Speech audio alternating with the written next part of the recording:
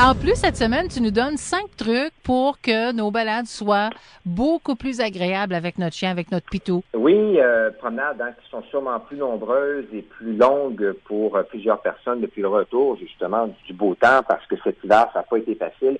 On a eu beaucoup de neige, beaucoup d'accumulation de glace aussi, ce qui a rendu les rues dangereuses.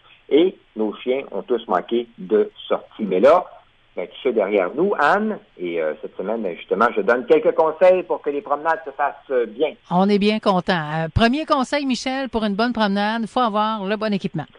Oui, c'est primordial. C'est comme dans tout, c'est toujours plus facile et plaisant si on a les bons outils lorsqu'on va se balader avec notre chien. Et pour la promenade, on n'a pas besoin de grand-chose, là. On a besoin d'une laisse de 6 pieds et d'une laisse conventionnelle, là, pas d'une laisse rétractable, je le souligne, et d'un bon harnais. Et à propos du harnais, je tiens à préciser qu'il faut opter pour un harnais à attache frontale. Ça, c'est un harnais où la laisse s'attache non pas au dos de l'animal, là, mais au niveau du poitrail, ce qui vient l'empêcher de tirer en le conduisant sur le côté lorsque la laisse devient un petit peu trop tendue. C'est très efficace et en ce qui me concerne, moi, ça fait plus de 10 ans que je travaille avec ce type de harnais-là qui facilite de beaucoup l'entraînement et qui fait pas mal aux chiens. Ça, c'est la beauté de la chose, finalement. Michel, est-ce que le licou, c'est une autre option? Oui, le licou, qui est une courroie qui passe sur le museau du chien avec une autre attache au niveau de la nuque, c'est un autre outil efficace, mais à condition de bien désensibiliser le chien avant de lui faire porter. Et c'est souvent ce qu'oublient plusieurs personnes, ce qui fait que l'animal se frotte sans cesse le museau au sol parce qu'il n'est pas confortable avec la courroie sur le museau. Et finalement, la promenade n'est pas très agréable pour lui. Et pour nous, un licou donne de très bons résultats à condition d'avoir un chien qui se sent bien à le porter. Sinon, ça peut vite devenir un cauchemar pour lui et à la limite, un aversif. C'est ça. Donc, le chien doit être confortable avec le licou en question. Oui, absolument. On doit le désensibiliser ou, si tu préfères, l'habituer au licou. Un autre conseil, tu nous dis de prendre le temps d'entraîner avant d'aller se promener. Oui, je le dis toujours à ceux qui ont des chiens qui tirent et qui me consultent, prenez le temps d'entraîner votre chien à ne pas tirer en laisse, ce qui va vraiment donner une promenade plus agréable. Il y a une chose qu'il faut savoir, c'est que pour plusieurs chiens, ça demande un effort de marcher à notre rythme parce que la plupart préfèrent trotter. Mais tous les chiens peuvent apprendre à pas tirer en laisse. Alors, on entraîne avec des méthodes basées sur le renforcement positif.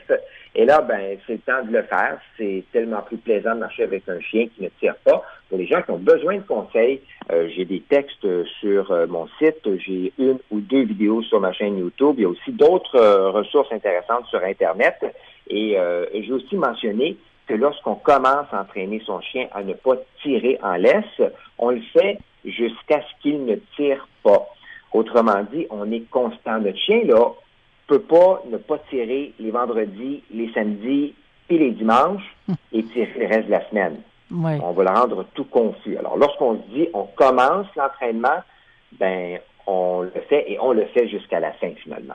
Oui, une chose qui est importante, de permettre à son chien de renifler.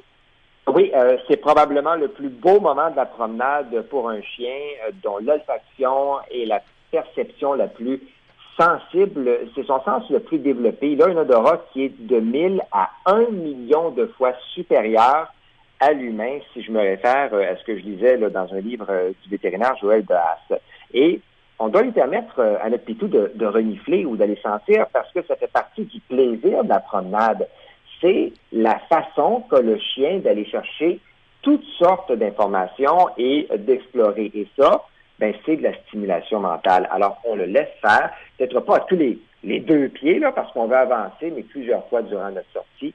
C'est tout à fait naturel pour lui. Et quand on décide de faire une promenade avec son chien, c'est sûr et certain qu'on va en rencontrer d'autres gens qui font la même chose que nous. Puis on se pose la question, est-ce qu'on doit permettre à ces 2 chiens de se rencontrer puis de se dire bonjour finalement? Ça surprend beaucoup lorsque je réponds à cette question-là, mais on évite des rencontres avec les autres chiens lorsqu'ils sont en laisse. Ce serait pas un bon conseil de dire allez-y, il n'y a pas de problème avec ça, vos chiens peuvent se rencontrer en laisse. C'est peut-être le pire conseil parce que les rencontres entre chiens ne se font jamais de museau à museau. Si on observe bien deux chiens en liberté qui se rencontrent, les chiens se déplacent, vont à leur rythme. Les chiens s'approchent de côté, décident parfois de reculer un peu, reviennent, les chiens se reniflent.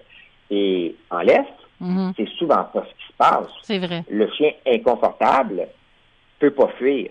Un réflexe de défense, ce qui est important, et il peut finir par mordre parce que les signaux d'apaisement, donc les signaux d'inconfort, ne sont pas respectés par l'autre chien. Et c'est sans compter, tu remarqueras, les laisses qui finissent toujours par se mêler. S'entremêler. Et, et tout le reste. Alors, on évite, et si on désire que nos toutous interagissent, on va dans une cour clôturée et on leur donne leur liberté, tout simplement. Ce sera beaucoup mieux et beaucoup plus sécuritaire pour eux. Puis aussi, Michel, la nouvelle de la CEPAC, je pense que c'est une bonne nouvelle qui permet aux chiens d'y aller dans la plupart des parcs nationaux maintenant, c'est sorti depuis quelques jours, cela. Oui, ça tombe bien. On a parlé de promenade et comme le projet pilote de la CEPAC mené depuis 2016 s'est avéré très positif, c'est-à-dire que les gens ont bien respecté les règlements et que les milieux naturels ont été préservés, la Société des établissements de plein air du Québec autorise les chiens dans tous les parcs nationaux du Québec, à l'exception des parcs nationaux d'Anticosti, de l'île Bonaventure et du Rocher-Percé et du parc marin du Saguenay, Saint-Laurent. Alors, c'est un beau cadeau pour ceux qui ont des chiens et qui veulent profiter de la nature. On parle de 21 parcs sur 24 quand même. Alors, continuons de respecter les règlements. La CEPAC nous récompense en retour.